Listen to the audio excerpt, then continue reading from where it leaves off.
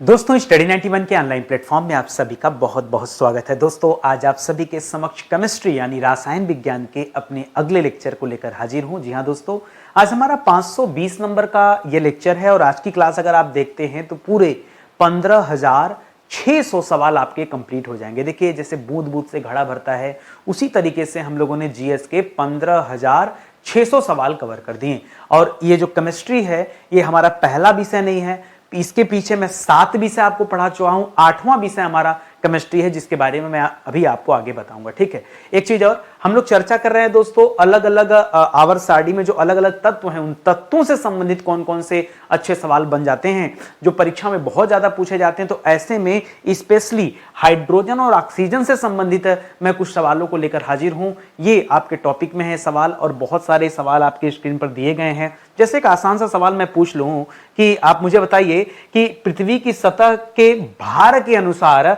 Oxygen दोस्तों कितनी है। ठीक है, देखिए वायुमंडल में आप ऑक्सीजन का परसेंटेज बहुत अच्छी तरह से जानते हैं। ठीक है, लेकिन जब किसी सवाल को टेक्निकल तरीके से पूछ लिया जाता है तो फिर आप फेल हो जाते हैं वहां पे, और जो बच्चा नहीं जानता वो तुक्का मारेगा या फिर वो गलत जवाब देकर आएगा। ठीक है, तो आज की क्लास आप देखिए, बेशक आपकी बहुत अच्छी तैयारी होगी और बहुत कुछ आपको नया सीखने समझने को मिलेगा। ठीक है, जो बच्चा यूट्यूब वाली क्लास से संतुष्ट है मैं उसे बता दूं, जो इंसान फ्री में इतना अच्छा पढ़ा सकता है तो आप सोचो मैं अपने पेड कोर्स के लिए, अपने पेड क्लास के लिए कितना मेहनत करता हूँगा, ये आप केवल कल्पना कर लो। ठीक है, अभी तक हमारा हिंदी का बैच बहुत धुआंधार सेल हो रहा था, बहुत अच्छी इसकी सेल है। और अब दोस्तों हमारे पास एक नया बैच आ चुका है कंप्लीट हिस्ट्री का, और पॉलिटी का इंडिविजुअल बैच भी लॉन्च हो चुका है। तो आप आइए, धीरे धीरे करके दोस्तों मैं एक एक विषय पर क्लासेस बना रहा हूँ और इस तरह से बना रहा हूँ कि आपको अपने जीवन में केवल एक बार पढ़ना पड़े। ठीक है, एक चीज और, आप आके डेमो देख लीजिए, बैच परचेज करना है या नहीं करना है ये बात की बात है, लेकिन कम से कम डेमो तो एक बार आप जरूर देखिएगा। ठीक है, चलिए सीधे सवालों को पढ़ते हैं और आरंभ करते हैं क्लास को। पहला सवाल दे रहा है कि किसने लोहे पर तनु सल्फ्यूरिक अम्ल की क्रिया से हाइड्रोजन को बनाया था। ठीक है, क्या दोस्तों देखिए हर चीज का निर्माण ही तो किया जाता, आविष्कार ही तो किया जाता है। एक ऐसे वैज्ञानिक थे जिन्होंने लोहे पर क्या डाला, तनु सल्फ्यूरिक अम्ल डाला और उससे रिएक्शन करके ये हाइड्रोजन गैस बन गया। ये मैं किसकी बात कर रहा हूं, हाइड्रोजन की खोज किसने किया था, उनका नाम था हेनरी कैवेंडिश। ठीक है, हाइड्रोजन गैस के खोजकर्ता दोस्तों कौन थे, तो लिखिएगा हाइड्रोजन गैस के खोजकर्ता के रूप में भी दोस्तों इन्हें याद रखा जाता है। इनका नाम है हेनरी कैवेंडिश। क्या नाम है दोस्तों, हेनरी कैवेंडिश। ठीक है, कैवेंडिश। ठीक है, हेनरी कैवेंडिश का नाम आप याद रखेंगे। इन्होंने क्या किया था, लोहे पर तनु सल्फ्यूरिक अम्ल की अभिक्रिया करा करके हाइड्रोजन गैस की दोस्तों खोज किया था। ठीक है, ये आप याद रखेंगे। अच्छा एक चीज और आपको बता दूं, बच्चा रट तो लेता है कि हेनरी कैवेंडिश ने हाइड्रोजन गैस खोजा, लेकिन मैं आपको बताऊं इन्होंने इसका नाम हाइड्रोजन गैस नहीं रखा। जब उनको पहली बार रिएक्शन करने पर किसी तरह के हल्की गैस का पता चला, ठीक है, तो उन्होंने हाइड्रोजन इसका नाम नहीं रखा था। फिर हेनरी कैवेंडिश ने उस गैस का नाम क्या रखा था, इन्होंने कहा था यह एक ज्वलनशील गैस है। क्या कहा था दोस्तों, हेनरी कैवेंडिश ने हाइड्रोजन को क्या कहा था, इसको कहा था ज्वलनशील गैस। ठीक है, उन्होंने हाइड्रोजन गैस का नामकरण नहीं किया है, ध्यान दीजिएगा। ठीक है, नामकरण हाइड्रोजन गैस का इन्होंने नहीं किया है। तो फिर एक नया सवाल बनता है कि अगर हेनरी कैवेंडिश ने नामकरण नहीं किया तो नामकरण किया किसने। ज्यादातर बच्चे रट के बैठे हुए कि हेनरी कैवेंडिश ने हाइड्रोजन की खोज की, लेकिन उन ज्यादातर बच्चों में 99% बच्चे नहीं जानते हैं कि नामकरण इन्होंने नहीं किया था। इनके अनुसार जो गैस थी वो ज्वलनशील गैस का नाम रखा था, बाद में इसका नामकरण हुआ है। तो चलिए अगला सवाल है, करा किसने कैवेंडिश द्वारा बनाई गई गैस। ठीक है, बनाई गैस और इन्होंने कौन सी गैस का खोज किया था दोस्तों, तो इसे ज्वलनशील गैस कहा था। ठीक है, तो सवाल ये आता है कि बताइए इस ज्वलनशील गैस को हाइड्रोजन नाम दोस्तों किसने दिया। ठीक है, जो कैवेंडिश ने ढूंढा ज्वलनशील गैस, इसको हाइड्रोजन नाम किसने दिया दोस्तों, तो लेवोजियर ने दिया, एंटोनी लेवोजियर। ठीक है, लेवोजियर ने दोस्तों क्या दिया है, इसका नामकरण किया है एंटोनी लेवोजियर ने। ठीक है, बाद में चल के इसका नामकरण किया और तब इन्होंने हाइड्रोजन नाम दिया है। ठीक है, इन्होंने क्या दिया दोस्तों, इन्होंने इसे हाइड्रोजन नाम दिया है। ये तथ्य दोस्तों आप याद रखेंगे। ठीक है, बहुत अच्छा सवाल है। ठीक है, तो मुझे लगता है कि कुछ ना कुछ नया तो आपको मिल ही गया होगा। अगले सवाल पर आइए। अगला सवाल दे रहा है कि ब्रह्मांड में सबसे अधिक पाया जाने वाला तत्व या गैस कौन सा है। जो ब्रह्मांड में दोस्तों सबसे ज्यादा पाया जाता है उस तत्व के बारे में बताना है। तो याद रखिएगा, ब्रह्मांड में 1 नंबर पर लिखेगा सबसे ज्यादा हाइड्रोजन पाया जाता है। ठीक है, पूरे ब्रह्मांड में सबसे ज्यादा हाइड्रोजन है। दूसरे नंबर पे दोस्तों कौन है? दूसरे नंबर पे हीलियम पाया जाता है। तो भाई पहला दूसरा दोनों याद रखेगा, हाइड्रोजन हीलियम। ठीक है, अच्छा यहां लिख रहा है कि ब्रह्मांड में सबसे ज्यादा पाया जाता है, तो आप मुझे बताइए ब्रह्मांड के कुल द्रव्यमान का कितना प्रतिशत दोस्तों हाइड्रोजन है। अगर पूछ दे भाई, यहां इतना बड़ा लिखा ना कि सबसे अधिक, ठीक है, सबसे अधिक लिख दिया तो कितना, तो लिखिएगा द्रव्यमान का, कुल द्रव्यमान का 75%। कितना दोस्तों? कुल ब्रह्मांड का द्रव्यमान जितना है उसका 75% तो दोस्तों केवल हाइड्रोजन गैस है, ये आप जान लेना। बाकी के 25% में फिर हीलियम वगैरह सहित और गैसों का नाम आएगा। ठीक है, ये आपके लिए बड़ा अच्छा सा सवाल हो गया। ठीक है, चलिए आगे बढ़ते हैं अगले सवाल पर। इसी तरह से हमने हर विषय का सवाल करा है, जैसे आज आप पढ़ रहे हैं ना, बस ऐसे ही दोस्तों हमने हर विषय का सवाल करा है। अगला सवाल करा, पृथ्वी की सतह का कितना हिस्सा, ध्यान समझिएगा ये बहुत टेक्निकल सवाल है। करा पृथ्वी की सतह का कितना हिस्सा भार के अनुसार, कितना हिस्सा भार के अनुसार हाइड्रोजन है। पृथ्वी की सतह का कितना हिस्सा भार के अनुसार हाइड्रोजन गैस है, ये आपको बताना है। तो हाइड्रोजन तो बहुत कम है, कितना दोस्तों? 0.9% याद रखेंगे। कैसे याद रखा जाए, समस्या तो ये देखिए, 0.9 की जगह 0.10 भी याद रख सकते थे, लेकिन आप सभी को पता है कि हाइड्रोजन का परमाणु क्रमांक 1 है, तो 1 को यहां से घटा के याद रखेगा। मैंने तो ऐसे ही याद किया, आपको जैसे इच्छा हो आप याद कर सकते हैं। ठीक है, तो 0.9% इसको आप याद रखेंगे। लेकिन अब बताऊं, धीरे धीरे कुछ शोध हुआ, ये पुराना आंकड़ा है, ये बहुत पुराना आंकड़ा है, तो लिख लीजिएगा यह क्या है दोस्तों, जो आपको 0.9 बता रहा हूं, ये पुराना आंकड़ा है। अब दिक्कत की बात यह है कि यदि मैं आपको नया आंकड़ा बता दूं और आपका एग्जामिनर ना अपडेट हुआ, तो तब तो आप कहेंगे नितिन सर ही दोषी हैं, सबसे बड़ी गलती नितिन सर की है, नितिन सर ने तो गलत पढ़ा दिया। और मैं अगर आपको पुराना आंकड़ा बता दूं और आपका एग्जामिनर अपडेट हो गया हो, तो आप कहेंगे नितिन सर तो अपने सवालों को अपडेट ही नहीं करते। तो नितिन सर एक काम करते हैं, बीच का रास्ता बनाते हैं, पुराना नया दोनों आंकड़ा देते हैं। पुराना आंकड़ा 0.9 है, नया आंकड़ा 0.14 से 1.5 है। ठीक है, नया आंकड़ा दोस्तों इसका क्या कहता है? ठीक है, नया आंकड़ा जो है, ठीक है, ये 0.14 से लेकर 0.15% तक है दोस्तों ये हाइड्रोजन गैस। इसे आप याद रखेंगे, आपका नया आंकड़ा हो गया। बाकी जो पुराना आंकड़ा है वो दोनों को याद रखिएगा, ये इस तरह से भी सवाल बन सकता है। ठीक है, चलिए और आगे चलते हैं। अगला सवाल करा, सूर्य और चमकने वाले तारों में जितने भी तारे हैं उनमें अत्यधिक मात्रा में कौन सी गैस पाई जाती है? उसमें नाभिकीय संलयन की क्रिया होती है, जितने भी तारे होते हैं उसमें नाभिकीय संलयन की क्रिया होती है। ठीक है, तो लिखिएगा यहां पर तारों में नाभिकीय संलयन की क्रिया होती है। इसी के फलस्वरूप तो दोस्तों उष्मा निकलती है। ठीक है, नहीं तो उष्मा ही नहीं पैदा होता। खैर, हमें पूछा है कि अत्यधिक मात्रा में यहाँ क्या पाया जाता है, तो अत्यधिक मात्रा में यहाँ हाइड्रोजन प्लस हीलियम पाया जाता है। ठीक है, क्या पाया जाता है दोस्तों? जितने भी चमकने वाले तारे हैं, चाहे वो सूर्य हो, चाहे आसमान के कोई भी तारा हो जाए, नीला तारा, पीला तारा, लाल तारा, सभी के सभी में दोस्तों हाइड्रोजन और हीलियम की अधिकता होती है, ये आप याद रखेंगे। इसमें भी परसेंटेज दोनों का अलग अलग है। जैसे हाइड्रोजन का परसेंटेज पूछ दे तो याद रखेगा दोस्तों 75% है, और हीलियम का परसेंटेज पूछ दे तो याद रखेगा 25% है। ये आंकड़े भी आप याद रखना। ठीक है, जितने भी तारे हैं और सूर्य हैं उनमें दोस्तों यही पाया जाता है। करा, हाइड्रोजन के 3 समस्थानिक दोस्तों कौन कौन से? ठीक है, ये तो मुझे लगता है मैंने कई बार आपको पढ़ा दिया। हाइड्रोजन के 3 ही समस्थानिक हैं, जिसमें आप ड्यूटेरियम, प्रोटियम ड्यूटेरियम और ट्राइटेरियम का नाम पढ़ते हैं। ठीक है, तो लाइन से इसको याद रखेगा। पहला है प्रोटियम, दूसरा है ड्यूटेरियम, ठीक है, और अच्छा ये मैं लाइन से क्यों बोल रहा हूं, क्योंकि हाइड्रोजन का 1 परमाणु, 2 परमाणु, और इसी तरह से जो ट्राइटियम होता है उसमें 3 परमाणु होता है। ठीक है, ट्राइटियम, ठीक है, तो इस तरह से आप याद रखेंगे, ये हाइड्रोजन के समस्थानिक हैं और हाइड्रोजन के 3 ही समस्थानिक होते हैं। ठीक है, अब मैं कुछ नया सवाल देता हूं जहां परीक्षा में भविष्य में दोस्तों इस तरह के सवाल पूछे जाएंगे जो अब मैं बताने वाला हूं। अब देखिए भविष्य का सवाल सुनिएगा, करा हाइड्रोजन का एक समस्थानिक है प्रोटियम। बच्चा बच्चा जानता है कि हाइड्रोजन का एक समस्थानिक है प्रोटियम। आपको बताना यह है कि प्रोटियम का द्रव्यमान क्या है।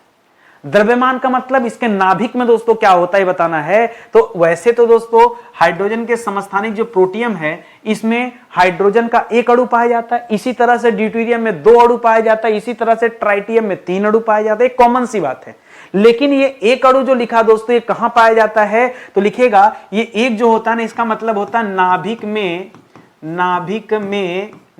में लिखेगा सिर्फ नाभिक में सिर्फ एक प्रोटॉन। जब हाइड्रोजन के नाभिक में सिर्फ और सिर्फ एक प्रोटॉन पाया जाए और कोई न्यूट्रॉन नहीं होता, तब दोस्तों क्या होता है, ध्यान दीजिएगा, यहां या इसमें कोई न्यूट्रॉन नहीं पाया जाता। ठीक है, प्रोटियम में इसमें कोई न्यूट्रॉन नहीं पाया जाता। ठीक है, नहीं पाया जाता। और आपने क्या पढ़ा है कि परमाणु के नाभिक का निर्माण कैसे होता है, प्रोटॉन और न्यूट्रॉन के मिलन से होता है। यहां तो न्यूट्रॉन ही नहीं है, कोई भी मतलब न्यूट्रॉन जो उदासीन वाला होता है, भाई प्रोटॉन पे तो पॉजिटिव चार्ज है, धनावेश है, इलेक्ट्रॉन चारों तरफ चक्कर लगाता नाभिक के, उस पे माइनस चार्ज है, ऋणावेश है, लेकिन उदासीन वाला जो न्यूट्रॉन है ये यहां होता ही नहीं है। आप इतना ही पढ़ के चले जाते हैं कि प्रोटियम में जो प्रोटियम होता है हाइड्रोजन का समस्थानिक यहां एक परमाणु पाया जाता है, लेकिन वो कौन सा वाला ये आप नहीं जानते। तो याद रखिएगा केवल और केवल प्रोटॉन पाया जाता है इसके नाभिक में। ठीक है, ये इसका अर्थ होता है। इसी तरह से जब ड्यूटेरियम पढ़ते हैं तो यहां 2 हो जाता है। 2 का तात्पर्य क्या है, इस बार प्रोटॉन और न्यूट्रॉन दोनों हो जाते हैं। ठीक है, तो हाइड्रोजन का एक समस्थानिक है जिसका नाम है ड्यूटेरियम। आपसे पूछा जा रहा है ड्यूटेरियम का द्रव्यमान कितना है, तो आप कहते हैं हाइड्रोजन के 2 अणु इसमें पाए जाते हैं। इसका तात्पर्य क्या है, लिखिएगा नाभिक में प्रोटॉन प्लस न्यूट्रॉन दोनों पाए जाते हैं। ठीक है, दोनों पाए जाते हैं। ठीक है, ये आप याद रखेंगे। ये वाली बात आपको ज्यादा लोग नहीं बताते हैं। ठीक है, टीचर अपनी क्लास में डिस्कस भी नहीं करता है, लेकिन एग्जामिनर इस तरह के सवाल जरूर बनाता है। ठीक है, एग्जामिनर इस तरह के सवाल जरूर बनाता है। बहुत ध्यान से सुनो, आपके काम की जो चीजें मैं वही पढ़ा रहा हूं, बेकार चीजें मैं कभी नहीं पढ़ाता। समय नहीं रहता तो क्लास नहीं लेता हूं, मेरी आदत है। या कंटेंट अच्छा नहीं बना है तो मैं क्लास नहीं लेता हूं, लेकिन जब कंटेंट बन जाता है तो पूरा शिद्दत और मेहनत से क्लास लेता हूं। इसको आप याद रखना, इसके नाभिक में प्रोटॉन और न्यूट्रॉन दोनों पाए जाते हैं, ये आप याद रखना। अब असली कहानी अगले वाले पे है, सुनिएगा ध्यान से। यहां क्या बवाल है, यहां बवाल ये है कि हाइड्रोजन का एक तीसरा समस्थानिक है जिसको हम कहते हैं ट्राइटियम। ट्राइटियम का द्रव्यमान क्या है, तो बच्चा बच्चा जानता है 3 द्रव्यमान। अब इसके नाभिक में क्या किया जाए, क्या इसके नाभिक में इलेक्ट्रॉन को ठूंस दिया जाए? अरे ऐसा हो ही नहीं सकता। परमाणु के नाभिक में इलेक्ट्रॉन कहां से आ जाएगा जी? इलेक्ट्रॉन तो बाहर चक्कर लगाता, उसकी दुनिया अलग है, उसको छोड़ो, उसकी दुनिया अलग है। अंदर में सिर्फ 2 ही परिवार रहते हैं, कौन कौन? या तो प्रोटॉन या तो न्यूट्रॉन। सर कैसे दोनों को 3 कर दिया जाए, 1.5 कर दिया जाए? कहने 1.5 होता ही नहीं है, पूर्ण होगा, अपूर्ण तो होगा ही नहीं। यानी कोई एक 2 होगा, क्या प्रोटॉन 2 होगा या न्यूट्रॉन 2 होगा?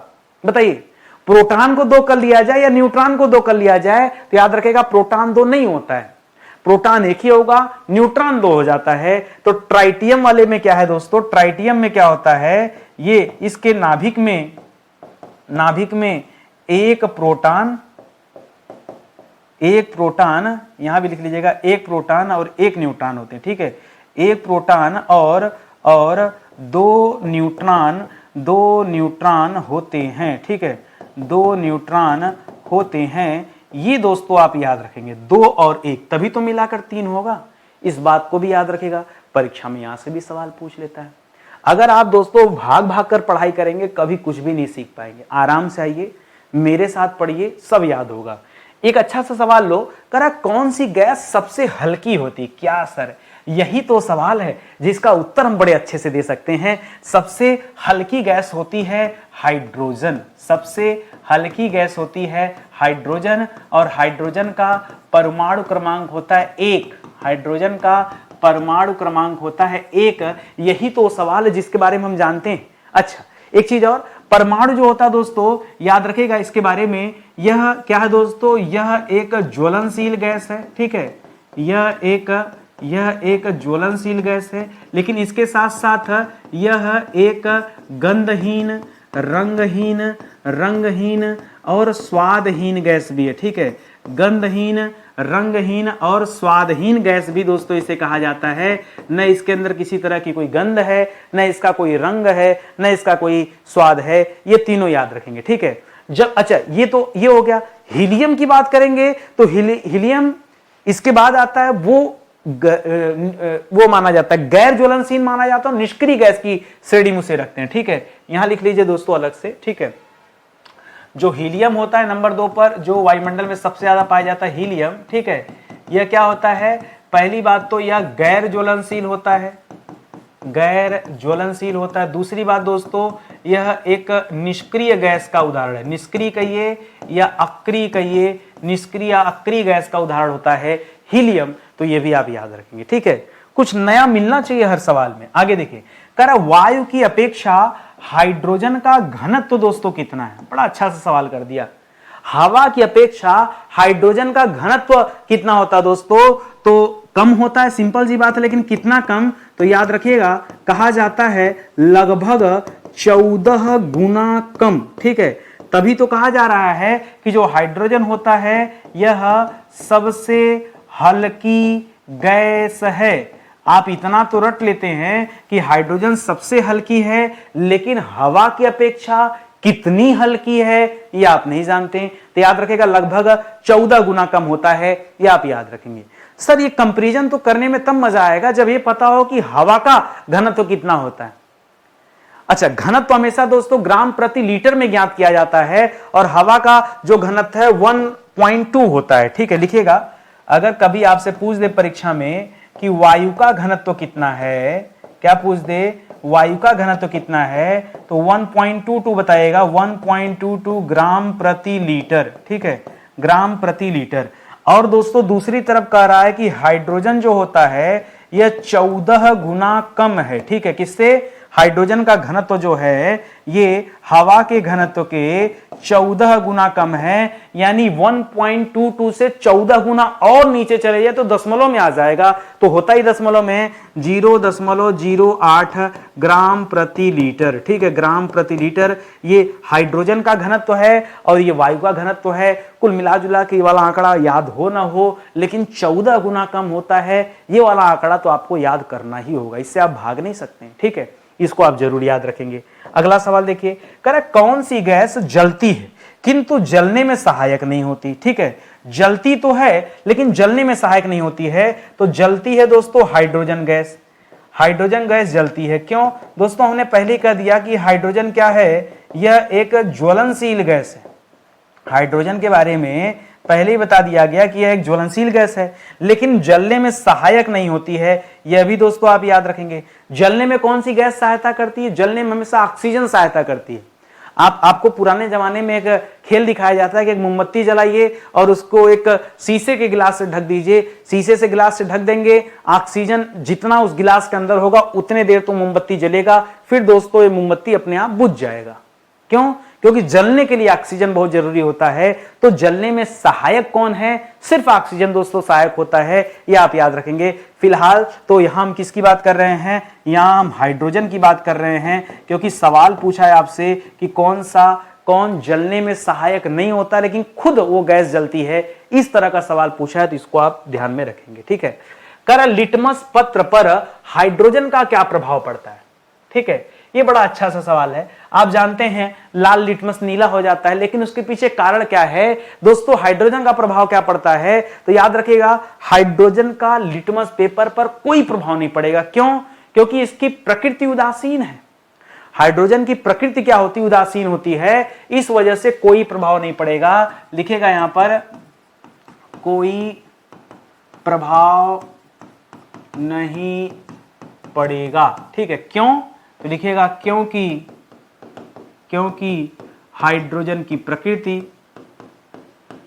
क्योंकि हाइड्रोजन की प्रकृति उदासीन है। ठीक है, उदासीन है। ठीक है, और जब अम्लीयता क्षारीयता कहीं कुछ आता है तब जाकर दोस्तों इस लिटमस पेपर पर कोई इफेक्ट पड़ता है, अन्यथा नहीं।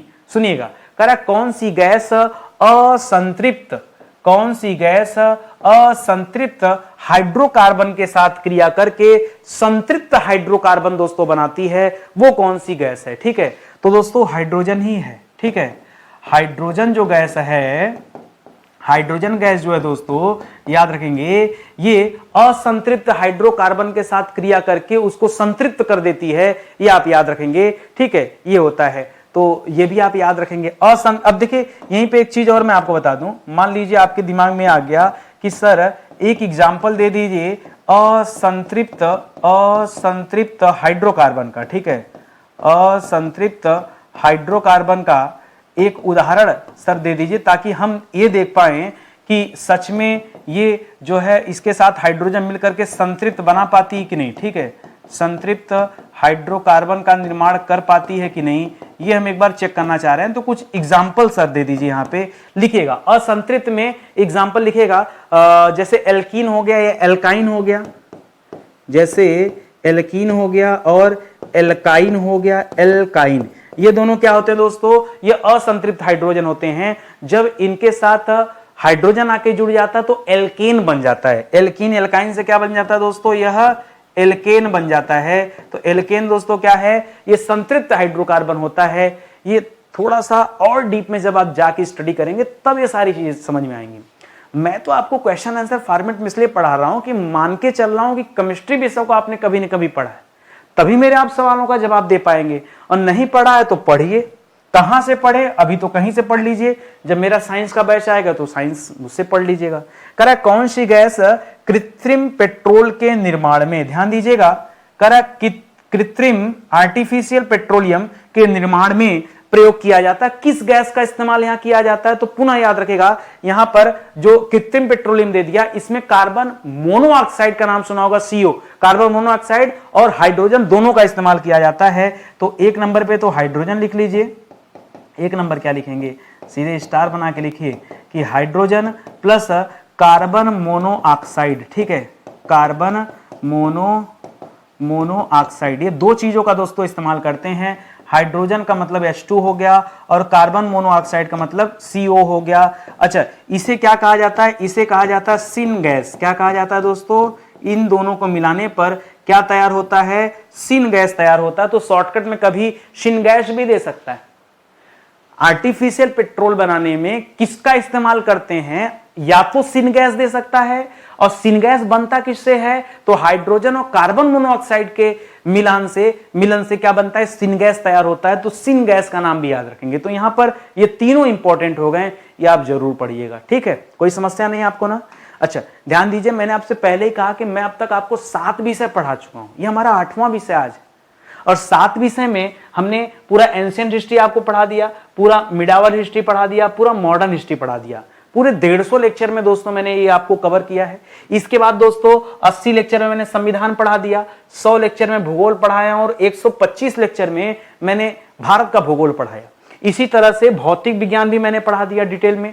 तो 7 विषय पढ़ाकर अब हम अपने 8वें विषय को पढ़ रहे हैं। ठीक है, और अब तक दोस्तों आपको 500 से ज्यादा क्लास मिल गया। भैया आज 520 नंबर की क्लास है। मैं अपने हर क्लास में नंबरिंग इसलिए कर लेता हूं कि बच्चों को पता चले कि नितिन सर की कौन से नंबर की क्लास है, उसको क्लियर होगा। देखिए पीछे जाके आप बच्चा पढ़ेगा या नहीं पढ़ेगा अपनी जगह, लेकिन उसको पता होगा कि आज का क्लास हमारा 520 नंबर का क्लास है और 15,000 प्लस सवाल यानी 15,600 सवाल आज की क्लास में कंप्लीट हो रहा है।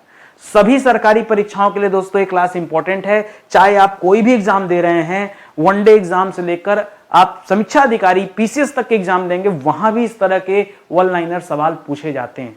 ये वन लाइनर सवाल माने कुछ और नहीं है, मैंने सिर्फ ऑप्शन हटा दिया है। सवाल तो अपने आप में बहुत इंपॉर्टेंट, आप पढ़ रहे होंगे तो लग भी रहा होगा आपको। चलिए मान लीजिए परीक्षा में सवाल आया कि कौन सी गैस द्रवित रूप में द्रवित ऑक्सीजन के साथ रॉकेट में ईंधन के रूप में दोस्तों प्रयोग की जाती है। करा द्रवित रूप में पहली बार उसका प्रयोग करते हैं, रॉकेट में ईंधन के रूप में प्रयोग किया जाता है, और करा द्रवित ऑक्सीजन के साथ दोस्तों यूज किया जाता है। तो याद रखेगा, यहां पर ऐसे याद रखेगा, रॉकेट ईंधन के रूप में, रॉकेट ईंधन के रूप में, ठीक है, यहां पर दो चीजों का इस्तेमाल किया जाता है। एक तो तरल हाइड्रोजन का इस्तेमाल किया जाता है, ठीक है, तरल या द्रवित हाइड्रोजन, दूसरा तरल ऑक्सीजन का इस्तेमाल किया जाता है, ठीक है। तरल हाइड्रोजन और तरल ऑक्सीजन का इस्तेमाल या ईंधन के रूप में रॉकेट में किया जाता है, दोनों याद रखेगा। यहां द्रवित ऑक्सीजन तो दे दिया, द्रवित ऑक्सीजन है लिक्विड ऑक्सीजन, ठीक है, वही बात है, या फिर तरल ऑक्सीजन, उसको भी लिक्विड ऑक्सीजन ही कहेंगे, ठीक है। तो ये आप याद रखेंगे कि तरल हाइड्रोजन और तरल ऑक्सीजन दोनों का प्रयोग ईंधन के रूप में किया जाता है, ये अच्छे से याद रखेंगे। करा कौन सी गैस प्रयोगशाला तथा अनेक उद्योग धंधों में अपचायक की तरह दोस्तों उसका यूज किया जाता है? तो याद रखेंगे हाइड्रोजन, हाइड्रोजन जो गैस है दोस्तों, हाइड्रोजन जो है इसका इस्तेमाल प्रयोगशाला में भी होता है, और अनेक ऐसे उद्योग धंधे हैं जिसमें अपचायक के रूप में दोस्तों हाइड्रोजन गैस का इस्तेमाल किया जाता है। लेकिन कैसे, ठीक है, तो कहा जाता है हाइड्रोजन के ऑक्साइडों से ऑक्सीजन को हटा करके दोस्तों उसको अपचायक के रूप में इस्तेमाल किया जाता है। थोड़ी सी लंबी चौड़ी कहानी है, धातु को अपचायित कर लेता है, इसीलिए लिखा अपचायन के रूप में इस्तेमाल करते हैं, ठीक है। तो लिखिएगा यह धात्विक ऑक्साइडों से, ये जो हाइड्रोजन होता है ये धात्विक ऑक्साइडों से ऑक्सीजन को हटाकर, लिखिएगा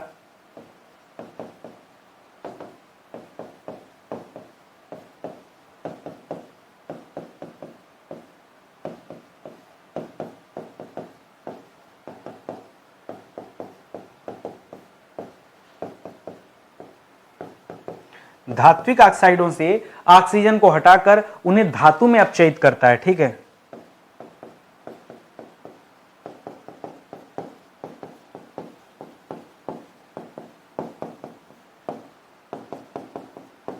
उन्हें धातु में अपचयित करता है। ये हाइड्रोजन की बात हो रही है, इसको भी ध्यान से पढ़े रहेंगे, याद रखेंगे, ठीक है। करा कौन सी गैस अनेक यौगिक उससे बनता है, कंपाउंड बनता है, जैसे अमोनिया। बच्चा जानता है कि अमोनिया बनता है NH3 से, तो अमोनिया के लिए नाइट्रोजन चाहिए प्लस हाइड्रोजन भी चाहिए, क्योंकि हाइड्रोजन नहीं होगा तो अमोनिया कैसे तैयार होगा। तो याद रखेगा कौन सी गैस यौगिक, जैसे अमोनिया, भाप अंगार या गैस, भाप अंगार गैस बोल रहा है, इसको बनाने में दोस्तों किसका यूज किया जाता है? तो याद रखेंगे इन सब में हाइड्रोजन का यूज होता है, ठीक है। नाइट्रोजन में इसलिए नहीं लिख रहा हूं क्योंकि नाइट्रोजन का इस्तेमाल अमोनिया बनाने में तो होगा, लेकिन जो भाप अंगार गैस लिखा है इसको बनाने में तो होगा नहीं। अब आपको यही नहीं पता कि भाप अंगार गैस क्या होता है, ठीक है। भाप अंगार गैस को हम क्या कहते हैं? इसी को हम सिन गैस कहते हैं। भाप अंगार गैस को ही हम क्या कहते हैं? सिन गैस कहते हैं। और सिन गैस बनता है कार्बन मोनोऑक्साइड और हाइड्रोजन से। समझ में आ गया ना? ठीक है, तो इसको भी याद रखेंगे। या कहीं कहीं पे दोस्तों इसको वाटर गैस भी बोला जाता है। क्या कहा जाता है? इसको वाटर गैस भी कहा जाता है। भाप अंगार गैस जो है इसको वाटर गैस भी कहा जाता है, सिन गैस भी कहा जाता है। और आप तो जानते हैं सिन गैस का इस्तेमाल कृत्रिम पेट्रोलियम बनाने में आपने पीछे किया था, ठीक है।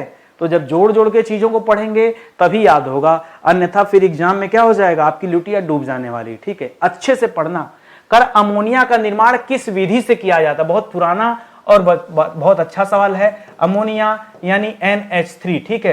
कर इसका निर्माण किस विधि से किया जाता है? तो लिखेगा हैबर विधि से, ठीक है, हैबर विधि। ये सवाल मैं पीछे पढ़ा चुका था, लेकिन रिपीट इसलिए कर रहा हूं क्योंकि परीक्षा में कई बार दोस्तों ये पूछा जाता है, ठीक है। अच्छा, कई बार दोस्तों यहां अनुपात पूछ लेता है, ठीक है, कि भाई NH3 से मिलकर बनता है, तो NH3 के हिसाब से नाइट्रोजन और हाइड्रोजन का अनुपात पूछ लेता है। बच्चा परेशान हो जाता है कि नाइट्रोजन और हाइड्रोजन का अनुपात क्या होगा। अरे यहीं पे लिखा है, देखिए, नाइट्रोजन का 1 अणु और हाइड्रोजन के 3 अणु मिलकर के दोस्तों क्या करते हैं? अमोनिया का निर्माण करते हैं। हाँ, ये तो 1:3 वाली बात तो इसी फार्मूले में लिखा था। फिर रटना क्या था आपको? कुछ नहीं। फिर क्यों नहीं आप सही सवाल कर पाए? किसी ने समझाया नहीं, किसको ऐसे ही पढ़ते हैं, किसी ने समझाया नहीं, इस वजह से दोस्तों गलती हो गई। ठीक है, अब से याद रखिएगा। करा कौन सी गैस अनेक उर्वरक, बहुत सारे उर्वरक जो खेतों में प्रयोग किए जाते हैं, खाद जैसे यूरिया, जैसे अमोनिया सल्फेट आदि बनाने में दोस्तों इस्तेमाल किया जाता है। यहां पे किसका इस्तेमाल होता है, फिर से याद रखेगा, अमोनिया बनाने में, यूरिया बनाने में, हर जगह तो आपने देख लिया कि हाइड्रोजन गैस का इस्तेमाल करते हैं। ठीक है, हाइड्रोजन जो होता है इसका इस्तेमाल यूरिया बनाने में, अमोनियम सल्फेट बनाने में, ठीक है, किया जाता है। ठीक है, एक चीज और, ये सब तो ठीक है सर, खेतों में यूरिया पड़ता है, हम आज तक ये नहीं समझ पाए कि यूरिया का निर्माण कैसे होता है सर, यूरिया बनता कैसे है, आज तक हम ये नहीं समझ पाए। तो याद रखिएगा, यूरिया के निर्माण में तरल ऑक्सीजन का प्रयोग भी किया जाता है। ठीक है, सॉरी, तरल ऑक्सीजन कह रहे हैं, तरल कार्बन डाइऑक्साइड का इस्तेमाल किया जाता है। अमोनिया और तरल कार्बन डाइऑक्साइड लिखिएगा, अमोनिया यानी NH3 चाहिए और तरल कार्बन डाइऑक्साइड चाहिए। क्या चाहिए, तरल कार्बन डाई। अब आप कहेंगे सर कार्बन डाइऑक्साइड तो गैस होती है, तो इसीलिए तो तरल मांग रहा हूं आपसे। ठीक है, तरल कार्बन डाइऑक्साइड चाहिए दोस्तों। अगर ये दो चीजें मिल गई तो आप आराम से यूरिया का निर्माण कर सकते हैं। किसका, यूरिया का निर्माण कर सकते हैं। बहुत सारे बच्चे नहीं जानते होंगे भाई यूरिया का निर्माण होता कैसे है। अमोनिया का अपनी जगह है, यूरिया का मैं पूछ रहा हूं। ठीक है, तो इसको दोस्तों आप याद रखेंगे।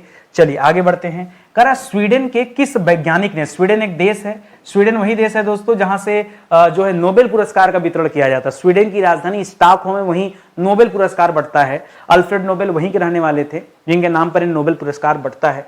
करा कि स्वीडन के किस वैज्ञानिक ने पारे के, ध्यान दीजिएगा, पारा मतलब क्या हो गया, मरकरी, पारा का मतलब क्या हो गया, मरकरी, मरकरी का मतलब हो गया Hg। ठीक है, करा पारे के लाल ऑक्साइड पर सूर्य से आने वाली किरणों को केंद्रित करके ऑक्सीजन गैस दोस्तों प्राप्त कर लिया था।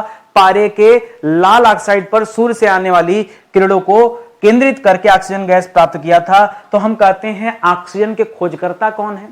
जैसे हाइड्रोजन के खोजकर्ता हेनरी कैवेंडिश थे, ठीक है, जबकि नामकरणकर्ता लेवोजियर थे। ठीक है, एंटोनी लेवोजियर ने हाइड्रोजन का नामकरण किया था। कैवेंडिश ने जब ढूंढा था तब उसे ज्वलनशील गैस का नाम दिया था। उसी तरह से ऑक्सीजन का खोज किसने किया, प्रिस्टले ने किया है। हम पढ़ते हैं तो बार बार ये सवाल परीक्षा में आता है कि ऑक्सीजन के खोजकर्ता कौन है। ठीक है, ऑक्सीजन के खोजकर्ता, तो हम खोजकर्ता के रूप में किसको याद रखते हैं, हम प्रिस्टले को याद रखते हैं। पूरा नाम है जोसेफ प्रिस्टले। क्या नाम है, जोसेफ प्रिस्टले। ठीक है, जोसेफ प्रिस्टले का नाम याद रखेंगे। ठीक है, ये आप याद रखेंगे। एक चीज और, कुछ वैज्ञानिक ऐसा मानते हैं कि इनसे पहले विल्हेम सीले नामक एक व्यक्ति थे, उन्होंने ऑक्सीजन दोस्तों खोज लिया था, कार्ल विल्हेम सीले। ठीक है, उन्होंने ऑक्सीजन ये प्रिस्टले से पहले खोज दिया था। ठीक है, तो कुछ लोग दोस्तों किसे मानते हैं, कोई लिखेगा कहीं कहीं पे विल्हेम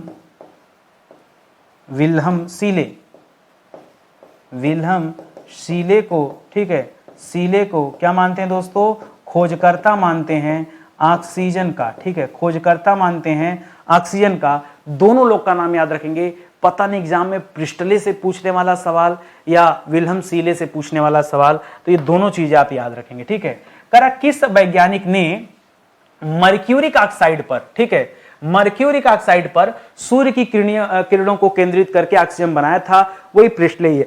चाहे हम मर्क्यूरिक ऑक्साइड लिख ले, ध्यान दीजिएगा, यहां क्या लिख लिया, मर्क्यूरिक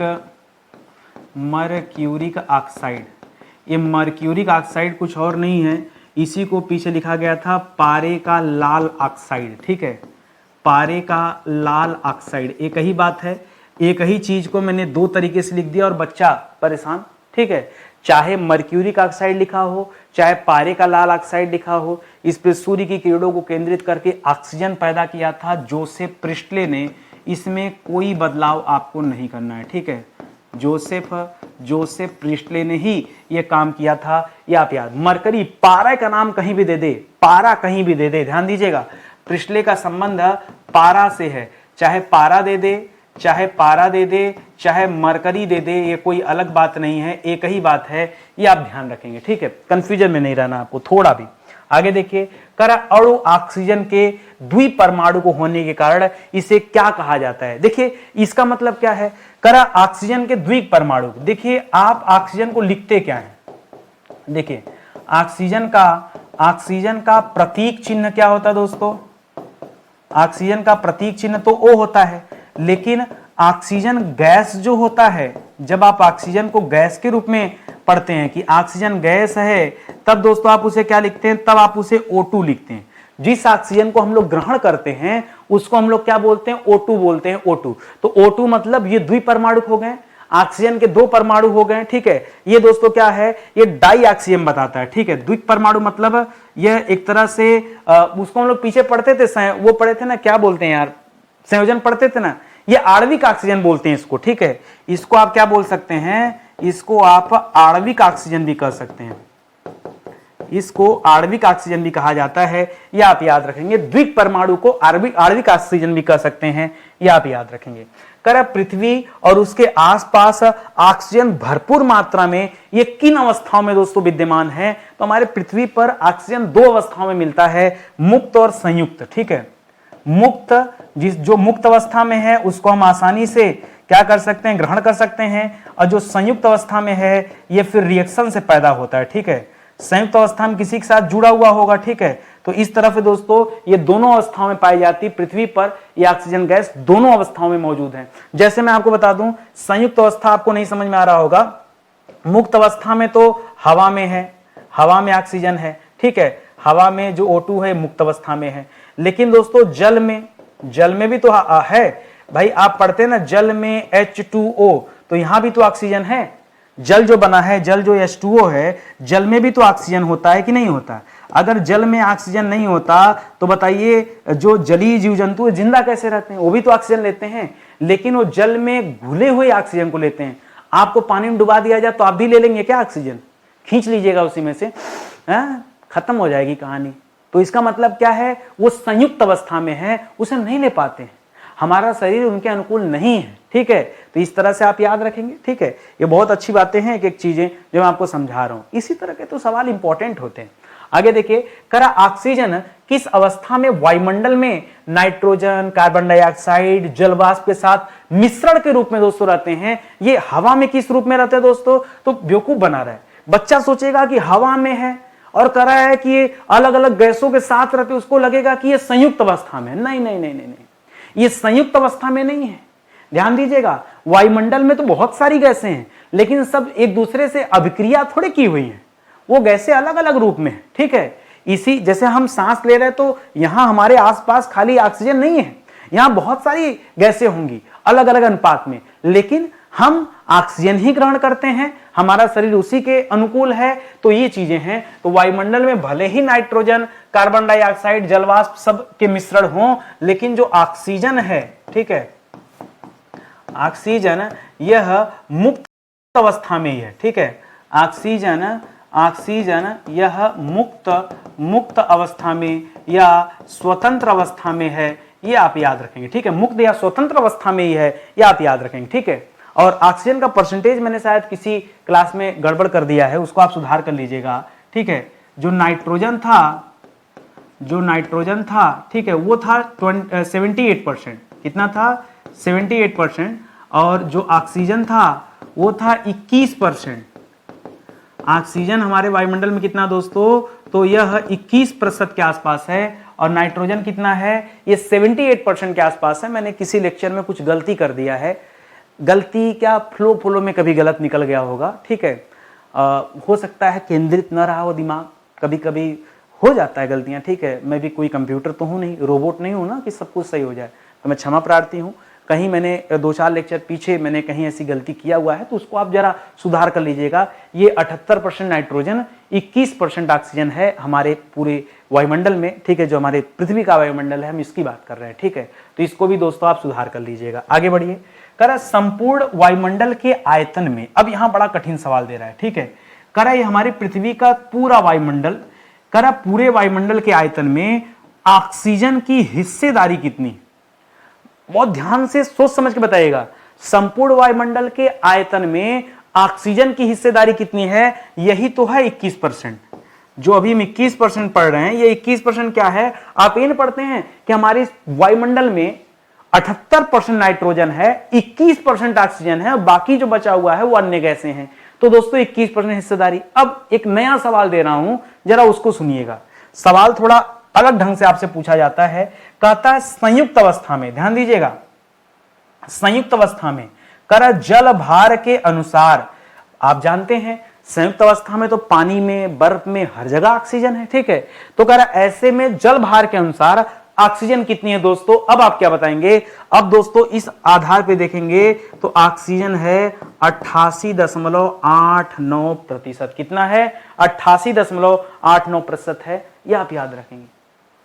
और यहां साफ तौर पे लिखा है जल भार के अनुसार, जल भार के अनुसार, ठीक है। और एक चीज और याद रखेगा, जब दोस्तों जल भार के अनुसार लिख दिया तो आप क्या पढ़ते हैं, आप पढ़ते हैं कि जल दो चीजों से मिलकर बना है, H2O। किससे, H2O, यानी ये जो है मिलकर बना है हाइड्रोजन से और ऑक्सीजन से मिलकर ही इसका निर्माण होता है। यही पढ़ा है ना, हाइड्रोजन और ऑक्सीजन से इसका निर्माण होता है, ठीक है। हाइड्रोजन दोस्तों है 11%, हाइड्रोजन है 11.11%, और हाइड्रोजन का परमाणु क्रमांक 1 होता है, ऑक्सीजन का 8 होता है, ठीक है। तो उस आधार पे दोस्तों ये पहुंच गया 88%, 88.89%, ठीक है। इसको आप याद रखेंगे तो इस तरह से परसेंटेज होता है, इसको थोड़ा अलग ढंग से याद रखेंगे, ठीक है। बहुत अच्छा सवाल है। ऐसा तब बताइएगा जब आपसे एग्जाम में जल भार के अनुसार पूछ दे, किसके अनुसार पूछ दे, जल भार के अनुसार पूछ दे, तब दोस्तों आप इस तरह का जवाब दीजिएगा। बहुत अच्छा सवाल है। कर पृथ्वी की सतह के भार के अनुसार, अब आइए जल भार छोड़िए, कर पृथ्वी की सतह के भार के अनुसार ऑक्सीजन दोस्तों कितनी है। जब जल भार के अनुसार पूछा, देखिए हमने आपको क्या क्या बताया, हमने आपको बताया वायुमंडल में, जब वायुमंडल वाला पूछा तब आपने बताया 21%, ठीक है। जब आपसे जल भार के अनुसार पूछा, जल भार के अनुसार पूछा, तब आपने क्या बताया, 88.89%। नया सवाल मिला ना, मिलेगा नया। अब पूछ रहा है पृथ्वी की सतह के भार के अनुसार ऑक्सीजन दोस्तों कितना है, तो याद रखेगा 46.5%, 46.5%। ये तीसरा आंकड़ा दे रहा हूं, इसको सुनिएगा। इसका क्या मतलब सर, क्या पृथ्वी की सतह पर ऑक्सीजन और किसी रूप में भी पाया जाता है? हां, सिलिकेट के रूप में पाया जाता है। अगर धरातल की बात करें तो ऑक्साइड और सिलिकेट के रूप में भी तो ऑक्सीजन मिलता है। लिखेगा पृथ्वी की सतह पर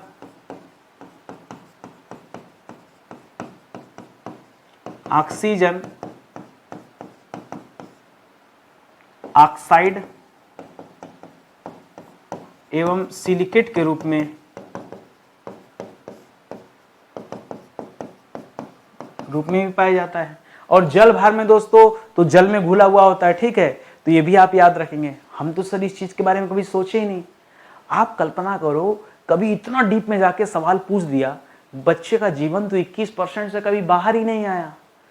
वो 21% के अलावा 88.89% और 46.5% कभी जीवन में उसने नहीं पढ़ा।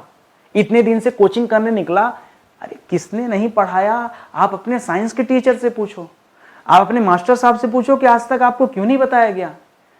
तो आप जानिए इसके बारे में, ठीक है। और आपकी भी गलती है, इसमें सिर्फ मास्टर साहब की गलती नहीं है, आपकी भी गलती है। आपने कभी जानना ही नहीं चाहा, आपने कभी डिटेल में पढ़ना ही नहीं चाहा। लोग क्यों पढ़ाएंगे, लोगों को तो कम पढ़ाने में मजा आता है ना, जल्दी से बैच खत्म हो जाए, दूसरा बैच बने। आप ही हैं क्या पढ़ाने के लिए? तो जब जिम्मेदारी लिया जाएगा तब काम बनता है। वायुमंडल की अधिकतर ऑक्सीजन, ध्यान दीजिएगा, वायुमंडल की अधिकतर ऑक्सीजन सूर्य के प्रकाश की उपस्थिति में हरे पौधों में होने वाली किस क्रिया से बनती हैं? अच्छा, पौधों में प्रकाश संश्लेषण होता है, उसी से तो ऑक्सीजन बनता है, ठीक है। अरे जो पौधे अपना भोजन बनाते हैं, ठीक है, तो लिखेगा प्रकाश संश्लेषण, ठीक है, प्रकाश संश्लेषण की क्रिया, ठीक है, प्रकाश संश्लेषण की क्रिया, ये भोजन बनाने की क्रिया होती है, ठीक है। तो उसके लिए क्या क्या चाहिए पौधों को? एक तो दोस्तों वो तो कार्बन डाइऑक्साइड ले लेंगे, ठीक है, कार्बन डाइऑक्साइड तो बड़े आसानी से मिल जाएगा, वायुमंडल तो कार्बन डाइऑक्साइड है ही। सूर्य का प्रकाश होना जरूरी है, और क्लोरोफिल पत्तियों में होना जरूरी है, ठीक है। हरे पत्तियां, हरे पौधों में ये भोजन बनाने की प्रक्रिया बहुत तेज होती है। जैसे वृक्ष सूख जाते हैं, फिर वो भोजन कहां बनाएंगे। जैसे जब व्यक्ति वृद्ध हो जाता है तो कैसे खाना बनाएगा, ठीक है, वो निर्भर हो जाता है दूसरों पर। तो इसको भी आप याद रखेंगे। अगला सवाल कह रहा प्रकाश संश्लेषण की क्रिया में बाहर निकलने वाली सारी ऑक्सीजन, ध्यान दीजिएगा, प्रकाश संश्लेषण जब होता है तो बाहर निकलने वाली सारी ऑक्सीजन कार्बन डाइऑक्साइड से न बनकर किससे आती है। अब लोगों को लगता है कि कार्बन डाइऑक्साइड जो पेड़ ले रहा है उसी से वो ऑक्सीजन को मुक्त कर रहा है। नहीं, ऐसा नहीं होता है। जो जल का ग्रहण किया जाता है, ठीक है, जो पौधों द्वारा जल ग्रहण किया जाता है, ठीक है, पौधों द्वारा जल जो ग्रहण किया जाता है उससे भी दोस्तों ये कन्वर्ट होता है, क्योंकि जल में भी तो H2O होता है और कार्बन डाइऑक्साइड ले रहे हैं तो CO2 है, वहां भी O2 मिल जाता है उसको, ठीक है, और जो जल है वहां भी मिल जाता है ऑक्सीजन का अणु। तो कुछ ऑक्सीजन का अणु जल से मिल जाते हैं, कुछ, इसीलिए देखिए एक शब्द लिखा है बाहर निकलने वाली सारी ऑक्सीजन, सारी लिखा। ऐसा नहीं है कि ये जो कार्बन डाइऑक्साइड ले रहे हैं उससे कन्वर्जन नहीं होता, उससे भी होता है, लेकिन पूरा उसी से नहीं होता है। कुछ उससे होता है, कुछ पौधों के द्वारा जो जल ग्रहण किया जाता है उससे भी होता है। पौधों को पानी ना दिया जाए तो क्या पौधे अपना भोजन बना पाएंगे? नहीं। अरे आप ही को गैस सिलेंडर दे दें, सब्जी वब्जी दे दें, बिना पानी के दे दें, आप बना पाएंगे खाना? आप भी नहीं बना पाएंगे। भाई आटा गूंथने के लिए पानी तो चाहिए ना, लिक्विड चाहिए ना। कहेंगे सर दूध से गूंथ लेंगे, उसमें भी तो पानी होता है। पानी को हटा दो, हर जगह से पानी को हटा दो, फिर नहीं कर पाओगे, ठीक है। तो जल की भी आवश्यकता होती है, भी आप याद रखेंगे। तो ये सारी बातें आप याद रखेंगे, ठीक है। उम्मीद करता हूं आपको मैं बखूबी समझा पाया हूंगा। और ये हमारी फ्री क्लास है, जो ये इस तरह की शिद्दत वाली क्लास आप देख रहे हैं, 520 लेक्चर, ये हमने सब फ्री में पढ़ाया। मैंने बहुत पहले डिसाइड कर लिया था कि मुझे सारे विषय के सारे सवाल बच्चों को पढ़ाने हैं और वो निःशुल्क पढ़ाना है। जो बच्चा पढ़ रहा होगा शुरू से, उसकी बहुत अच्छी तैयारी हो रही होगी। और आपसे भी मैं रिक्वेस्ट कर रहा हूं, समय मत जाया कीजिए, दौड़ भाग मत कीजिए, आइए और शांति से दोस्तों क्लास करना शुरू कीजिए। और एक बार आप मेरे पेड क्लास का डेमो देखिए। मैं कभी बच्चों को परचेज करने के लिए नहीं बुलाता कि आप आओ और खरीदो। मैं हमेशा आपसे कहता हूं पहले देखो, संतुष्ट हो जाओ, पसंद आए तो खरीदो, अन्यथा मत खरीदो। मैं हमेशा इस चीज को मानता हूं, ठीक है। पैसे वेस्ट करने की कोई जरूरत नहीं है। आपको जहां से लग सकता है कि मेरा सिलेक्शन हो सकता है, आप उस कोचिंग का मटेरियल परचेज कीजिए, उस कोचिंग की क्लास परचेज कीजिए। आप मुझे कभी ये कहते हुए देखे कि मेरा कोर्स खरीद लीजिए। मैं हमेशा क्या कहता हूं, एक बार डेमो जरूर देखिए। मैं हमेशा ही बोलता हूं डेमो देखिए, पसंद आए तो क्लास ज्वाइन कीजिए। और मुझे पता है डेमो आप देखेंगे, बच्चे को क्या चाहिए, अच्छा कंटेंट चाहिए। कोई ऐसा टीचर जो बहुत अच्छी अच्छी तरह बातें बताता हो, अच्छा कंटेंट देता हो, जिससे एग्जाम में सारे सवाल फंस जाएं, बस बच्चे को इतना चाहिए। यही चाहिए आपको ना, वो है हमारे पास। और वो कब हो पाता है, जब एक टीचर शोध करके अपने विषय पर काम करता है। शोध करके जब कंटेंट निकालेगा तब दोस्तों काम हो पाएगा। जो मास्टर दिन भर पढ़ाने लगा है, 10-10 घंटा क्लास लेगा, ठीक है, वो जी कहाँ से शोध करेगा? शोध करने के लिए समय चाहिए ना। मैं दिन भर में 2-3 क्लास ही पढ़ा पाता हूँ, उससे ज्यादा पढ़ा ही नहीं पाता हूँ। बाकी टाइम तो शोध में चला जाता है। शोध ना करूं तो मजा नहीं आएगा। भाई मैं इसी क्लास में शोध ना करूं तो क्या आपको दे पाऊंगा? वही बात है, जो किताब में लिखी वही चीजें मैं बताऊंगा, तो मेरे पास आने की जरूरत क्या है? एक कारण होना चाहिए मेरे पास आने का, ठीक है। आप आइए, बहुत अच्छी क्लासेस चल रही हैं। ये हमारा प्ले स्टोर पे एप्लीकेशन है स्टडी 91 ऑफिशियल, आप इसे डाउनलोड कीजिए। सारी क्लासेस हमारी इसी ऐप पे चलती हैं। ये हमारा हेल्पलाइन नंबर दोस्तों, कहीं कोई डाउट है, कुछ पूछना है, समझना है, व्हाट्सअप कर सकते हैं, कॉल कर सकते हैं, ठीक है। तो मिलते हैं अगले लेक्चर में, तब तक के लिए बहुत बहुत धन्यवाद आप सभी का। जय हिंद, जय Bharat, thank you so much.